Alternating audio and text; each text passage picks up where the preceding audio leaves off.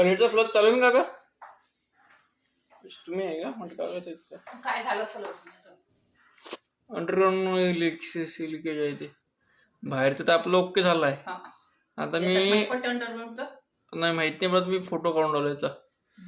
त्याच्यात जे टॉयलेट आता टॉयलेटचा फ्लश चालू केला आपण. टॉयलेटचा फ्लश चालू त्याचे प्रमाण जास्त वाढलं पाण्याचं.